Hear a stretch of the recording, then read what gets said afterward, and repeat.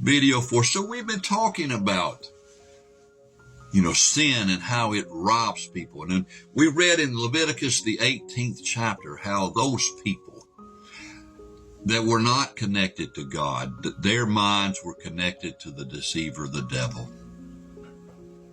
They were pagans. And they had terrible sinful ways about them. Their sexual sins, God said, was the reason why that land was vomiting them out. Now, you go back and you read Leviticus 18, and the Lord tells Israel that's fixing to take the land, don't you start doing what they do, because this land is getting rid of them because of those sins, and it'll do the same to you if you start doing what they did. And do you know that whole chapter he devoted to the revelation of the power of sexual sin and how it robs, how it destroys, how it takes away blessings instead of causing blessings? And I thought about, I was reading that Leviticus 18 and the Lord, what he was saying, and it was, every bit of it was sexual promiscuity, sexual perversion, sexual sins. And I thought, well, Lord, why did you say thou shalt not steal?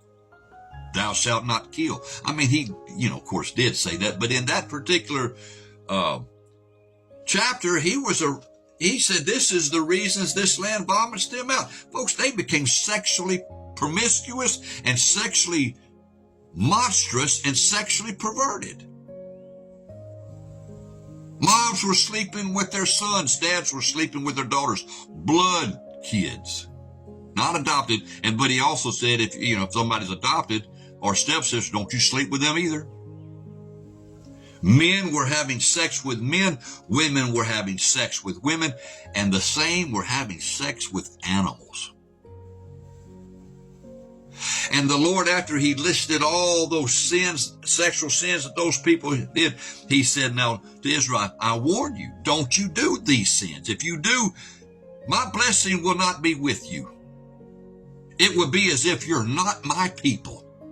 You talk about being robbed, having God as your God, but you're not enjoying what could be because of that. Because of your sins have separated you from his presence, from his provision, from his blessings.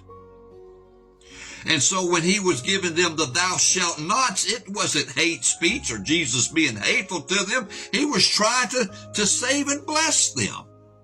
Man, I got rebuked by a certain social media platform because I said the thou shalt nots of God is for our protection and safety. The thou shalt not, commit fornication. Men are not to sleep with men. Women are not to sleep with men. I got rebuked and they said, Dino, you're being hateful. I got it from the platform, the social platform. You know their eyes on me.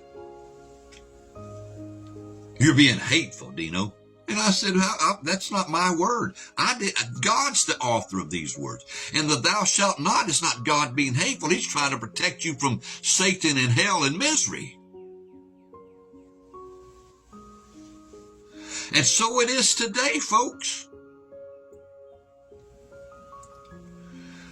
The devil, he hated America from its conception. People say, well, I just don't understand how you guys will call yourself Christians and a Christian nation. You came down here and you took the land from the Indians. Well, the Indians are still here, folks. We're neighbors in the same land.